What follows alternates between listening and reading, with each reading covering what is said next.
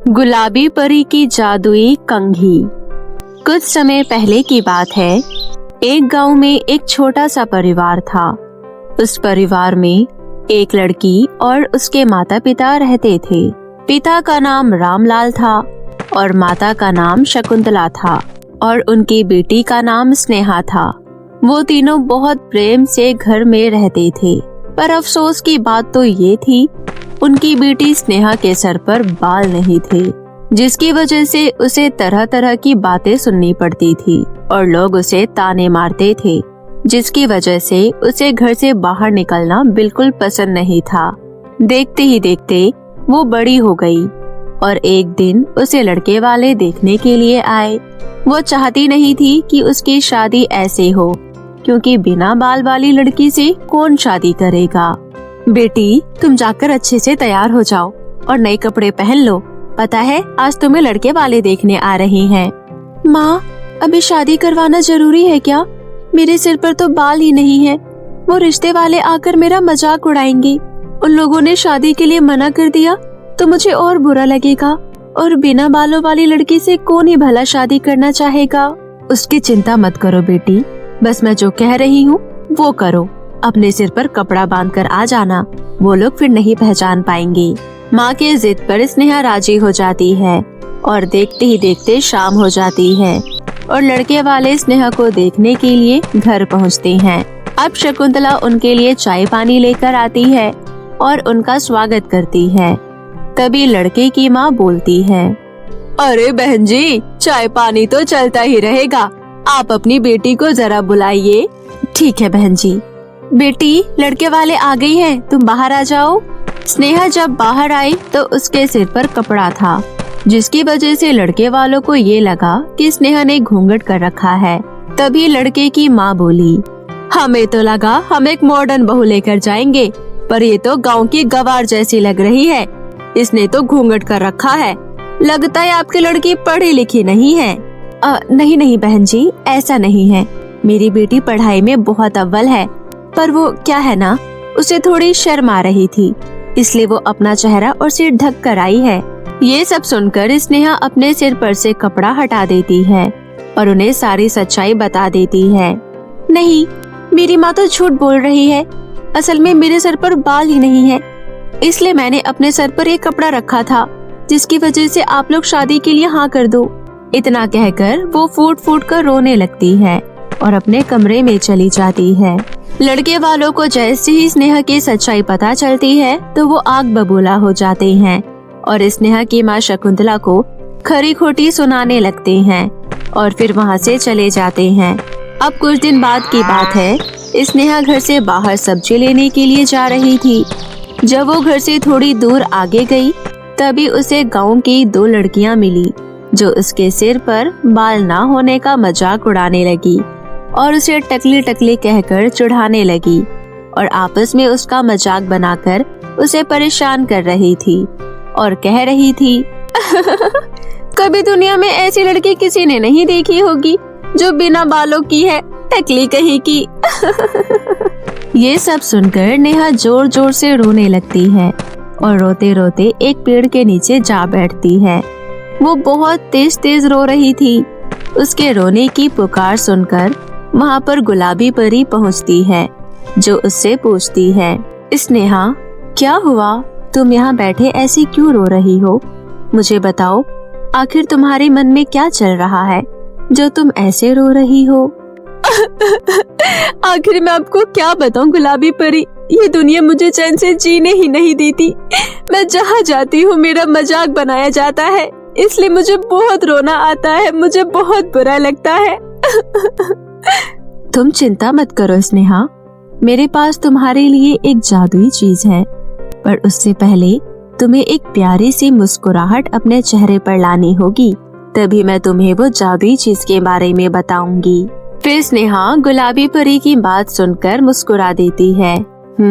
ये हुई ना बात, ये लो, ये एक जादुई कंघी है। इस कंघी से जब भी तुम अपने सिर पर कंघी करोगी तो तुम्हारे बाल आ जाएंगे और तुम और सुंदर लगने लगोगी। वो बाल बहुत ही सुंदर और अद्भुत और घने होंगे, जिससे तुम और आकर्षित लगने लगोगी। स्नेहा उस जादुई कंघी को लेकर बहुत खुश थी और उस कंघी को लेकर घर आ जाती है और मन ही मन मुस्कुरा रही होती है। वो घर आते ही उस कंघी से अपने बाल बनाती है। तभी वो देखती है कि उसके सर पर तो बहुत लंबे और घने बाल आ गए हैं, जिसकी वजह से वो अब और सुंदर लगने लगती है। उसकी खुशी का ठिकाना नहीं रहता। फिर वो अपनी माँ को बुलाती है। उसकी बात सुनकर उसके माता पिता भी वहाँ पर आ जाते हैं और उसके बाल देखकर दोनों हैरान हो जाते हैं और उससे पूछते हैं, अरे बेटा, ये चमत्कार कैसे हो गया? फिर स्नेहा बोलती है, माँ, आज मुझे गुलाबी परी मिली थी। उन्होंने मुझे ये कंघी दी है।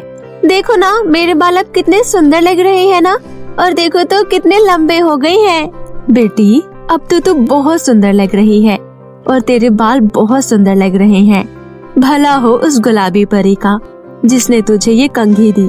अब तो तेरी शादी भी आराम से हो जाएगी। अरे माँ, अब मुझे कई सालों तक शादी नहीं करनी। अब मैं ऐसे ही रहना चाहती हूँ। जब मेरा शादी करने का मन होगा तो मैं आपको बता दूंगी।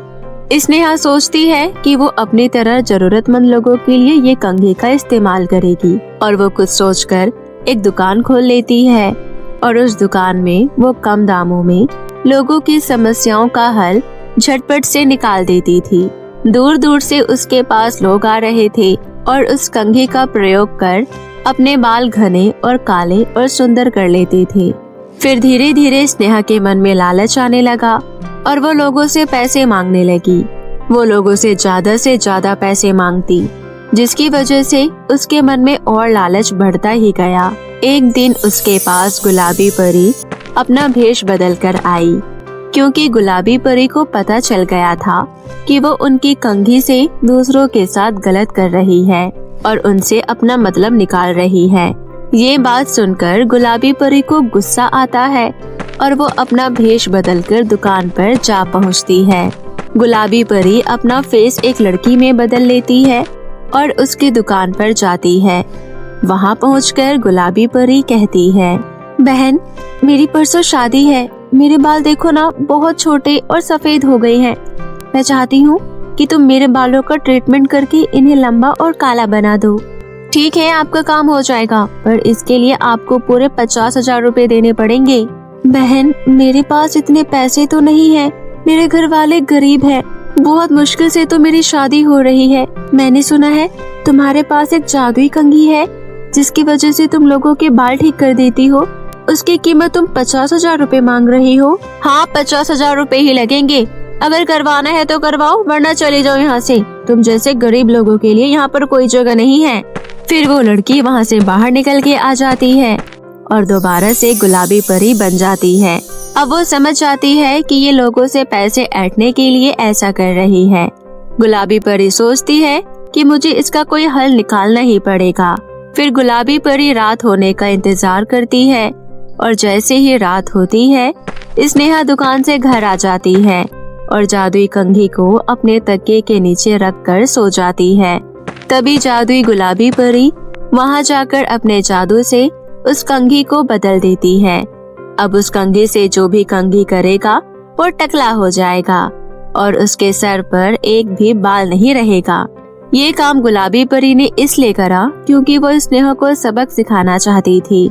अब जैसे ही अगला दिन शुरू हो जाता है, स्नेहा अपने दुकान पर पहुंच जाती है और जैसे ही वो दुकान खोलकर बैठती है, तभी उसके पास एक कस्टमर आती है। वो कस्टमर बहुत ही अमीर घर की थी, पर उसके बाल छोटे थे और उसके कुछ महीनों बाद शादी थी। उसका नाम जेनिफर था। सुनो लड़की, मुझे अपने बाल बहुत लंबे चाहिए।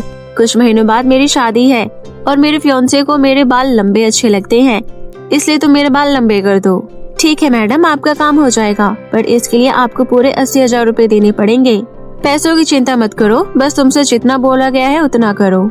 अब स्नेहा अपनी कंघी निकालकर उस लड़की के सिर पर कंघी करने लगती है और जैसे ही वो उसके सिर में कंघी करती है, वो टकली हो जाती है और उसके सिर पर एक भी बाल नहीं बचता। जेनिफर फूट फूट कर रोने लगती है और वहाँ से गुस्सा होकर चली जाती है।